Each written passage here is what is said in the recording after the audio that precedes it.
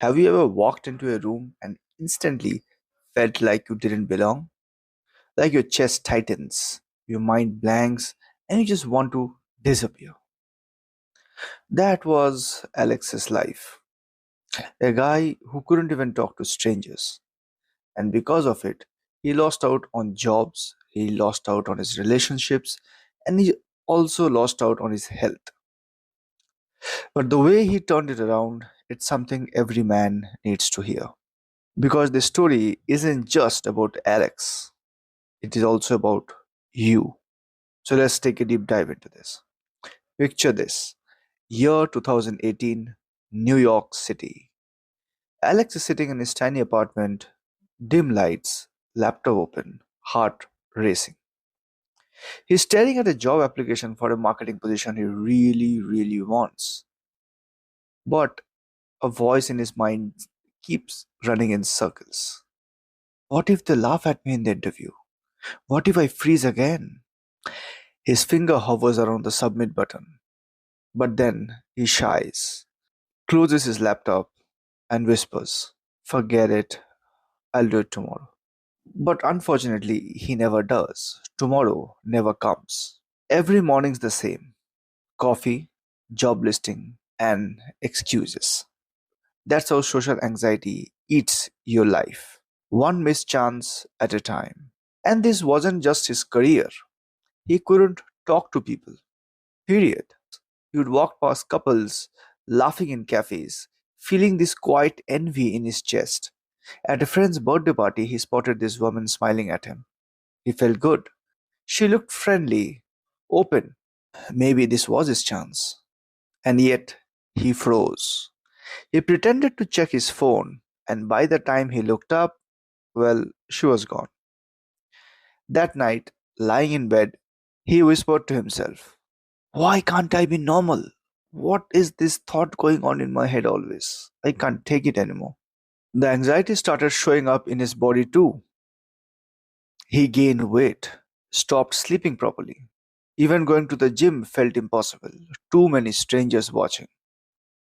In 2020, sitting in a doctor's office in Manhattan, the doctor looked at him and said, "Your blood pressure's through the roof, man. You need to do something about your stress." Alex forced a smile, but in his head, he is thinking, "It's not stress, it's fear. Fear that I'll never get better." The doctor says, "Try therapy." And Alex just laughs to himself. Therapy? I can't even order coffee without panicking. Therapy is like a long discussion with a one to one person. My god, how the hell am I going to do that?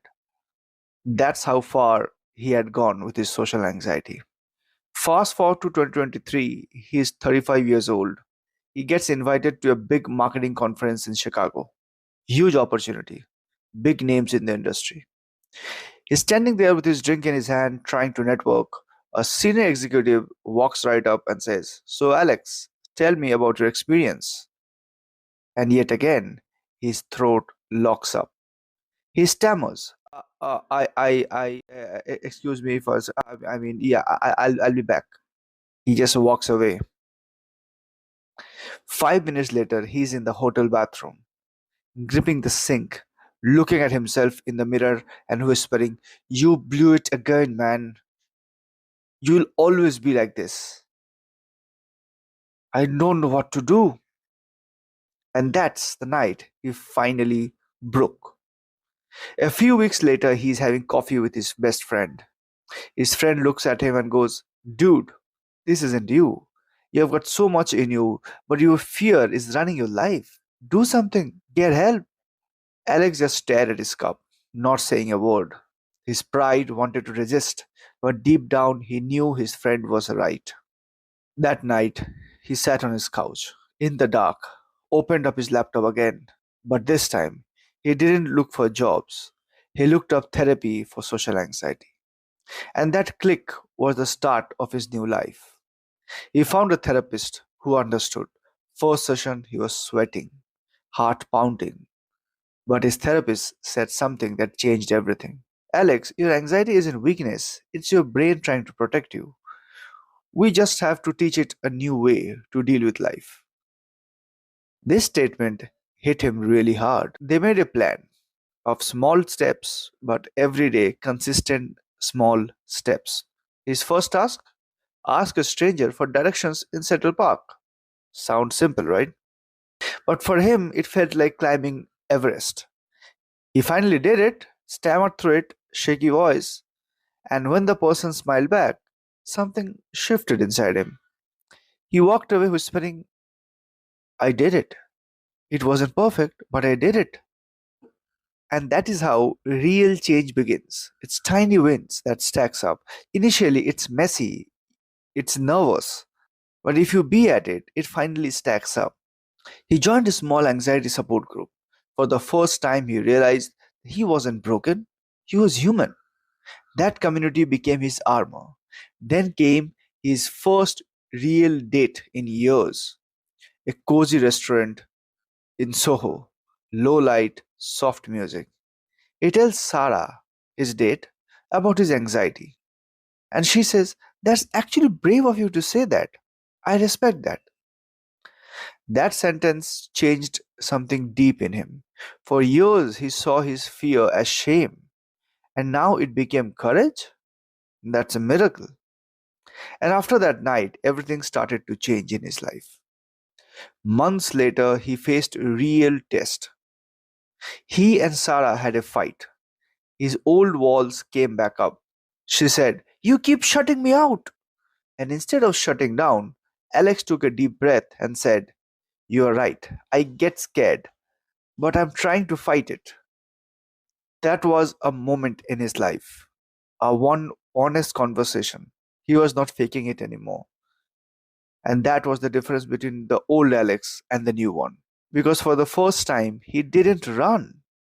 Fast forward to 2025, he's standing in his own wedding in Hamptons, watching the sunset, hands slightly shaking. He feels the same anxiety creeping in, but now he smiles at it. He whispers to himself, you have come so far, man. You have come so far. You're allowed to be happy. He says his vows, strong, calm, and present. And that's when he realizes he didn't get rid of anxiety. He never did. He learned to walk with it. He learned to accept the anxiety. He is okay with it. Today, Alex leads a meeting at work, mentors others, lives the life he once thought he couldn't handle. Guys, listen, if you have ever avoided people, avoided opportunities, or even avoided your love because fear said you weren't enough, trust me, you are not alone and neither you are broken. You are just running an old program that can be rewritten. And that's what I teach men do. Because confidence isn't about loud, it's about being real and choosing to act when you are scared. If you are ready to stop overthinking and start living, click the link below, join my program, and let's build that version of you that's been buried under years of fear. Comment below, I'm ready for change because this story is not about Alex. It is yours too, and it starts right now. So, friends, if you have loved Alex's story, do like, share, and subscribe. And let me know in the comments that while listening to the story, if something shifted within you and if something connected or resonated with you. Let me know in the comments any kind of story, any kind of learnings from your own life, and I might pick it up and show it in my videos if it's inspiring for others. So that's it from my end. This is your confidence and relationship strategist signing off. Adios, goodbye, sayonara, ta ta.